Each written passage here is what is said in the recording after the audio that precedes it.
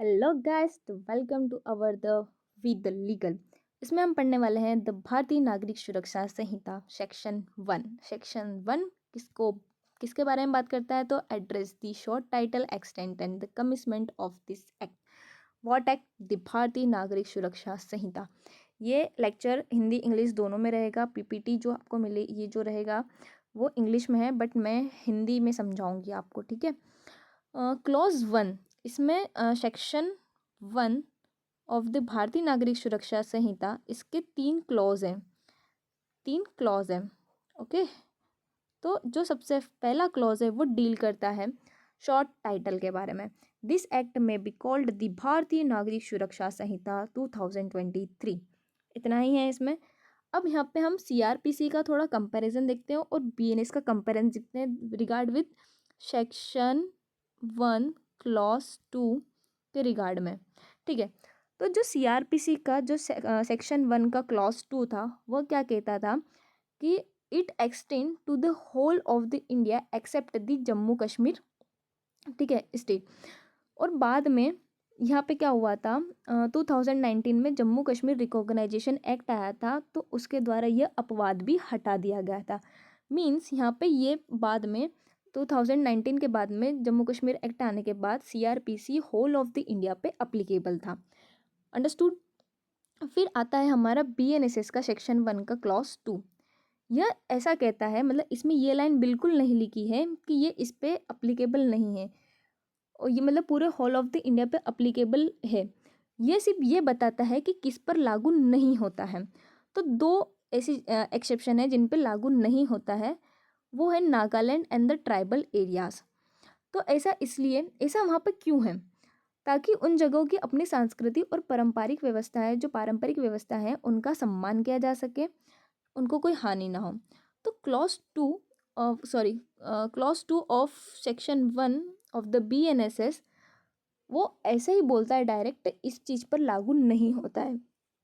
Sorry, the provisions of this section, वो ऐसा बोलता है कि ये सेक्शन के जो प्रोविजंस हैं, है ना, other than those shall not apply to the state of the Nagaland and to the tribals areas. इन पे अप्लाई नहीं होते हैं बीएनएसएस के प्रोविजंस। बट इस एक्सेप्शन का भी एक्सेप्शन ये कहता है कि relating two chapters 9, 11 and the 12 apply होंगे इन एरियाज पर, ठीक है। तो चैप्टर 9, 11 एंड 12 किस बारे में है, पहले आप ये जान लो। तो chapter 9 security for keeping peace and the good behaviour, chapter 11 maintenance of a peace order and the public tranquillity, chapter 12 preventing actions of the police. तो क्या एक मन में सवाल नहीं आता, दिमाग में सवाल नहीं आता, क्या इन क्षेत्रों में कोई क्रिमिनल प्रोसीजर को लेकर कोई कानून नहीं है? इसका जवाब इतना आसान नहीं है। इस एक्सेप्शन के अंदर भी एक एक्सेप्शन है जो कि अभी हमने पढ़ा। एक तो एक्सेप्शन है कि नागालैंड और ट्राइबल्स एरिया पर ये एक्ट अप्लीकेबल नहीं होगा, यानी बीएनएसएस अप्लीकेबल नहीं होगा। बट कह रहे हैं कि इन पर अप्लीकेबल होगा, मतलब बीएनएसएस के कुछ चैप्टर्स ऐसे हैं जो अप्लीकेबल होंगे, जो चैप्टर 9 है, चैप्टर 11 है और चैप्टर 12 है, ये अप्लीकेबल होंगे। तो फिर और कभी ऐसा है कि पूरे कानून इस इलाके में लागू कैसा होगा, बीएनएसएस कैसे मतलब लागू होगा इन एरियाज में, कभी पूरा करवाना हो तो, या कुछ पार्ट ऑफ करवाना हो तो इसके लिए आगे हम पढ़ते हैं। बट दी कंसल्टेंट गवर्नमेंट में, जो कंसल्टेंट गवर्नमेंट होती है वो by notification apply such provisions और any of them to the whole और the part of the state of the Nagaland और such tribal areas as the case may be with such supplemental, incidental, consequential and the modification as may be specified in this notification। अब इसको हम आसान भाषा में समझेंगे तो इसके लिए पावर दी गई है, किसको? स्टेट्स गवर्नमेंट को दी गई है।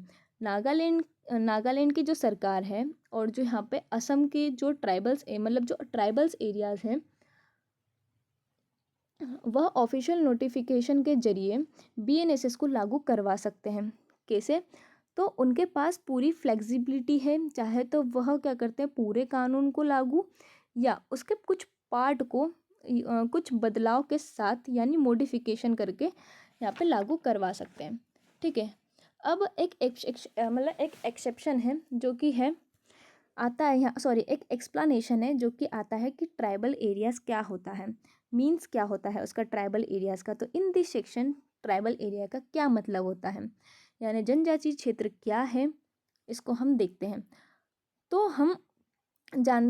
हम सबसे पहले जाते हैं इसके लिए 50 साल पूर्व, मतलब उससे भी ज़्यादा आप पीछे जाना पड़ेगा, जिसमें हम जाते हैं हमारे संवैधानिक इतिहास में। यह परिभाषा एक इम्पोर्टेंट डेट से जुड़ी हुई है। कौन सी इम्पोर्टेंट डेट है, तो यहाँ पे आपको दी हुई है 21 January of 1972 were included in the tribal areas Assam.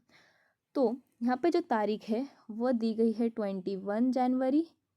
और यह परिभाषा कहाँ मिलती है, तो हमारे कॉन्स्टिट्यूशन में मिलती है, ठीक है।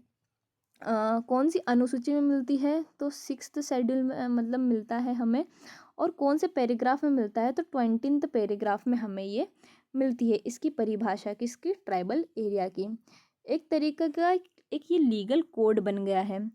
किस तरीके का लीगल कोड बन गया है कि 21 जनवरी 1972 और कौन से शेड्यूल में मिलता है, 6th शेड्यूल में मिलता है। उसके कौन से पैराग्राफ में है, तो 20th पैराग्राफ में। थोड़ी राइटिंग अजीब सी हो रही है यहाँ पे, उसको माइंड नहीं करेंगे अपन, ठीक है।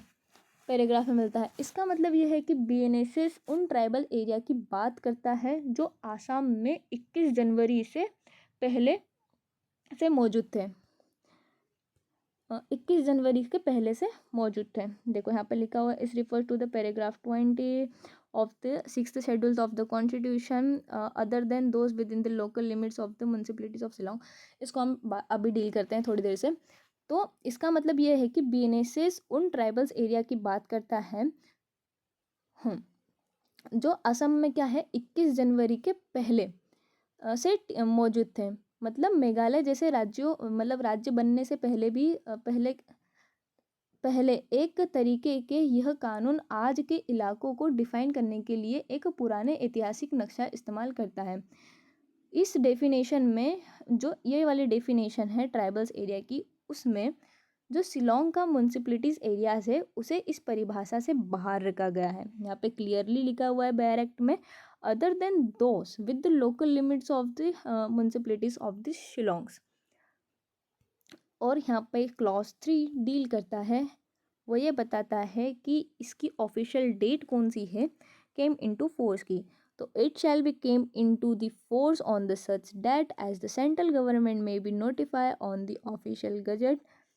तो वो इसकी क्या होगी, यहाँ पे ऑफिशियल डेट होगी। Okay, so thank you so much for watching this video. अच्छी लगी हो तो कमेंट करके ज़रूर बताइएगा। Thank you.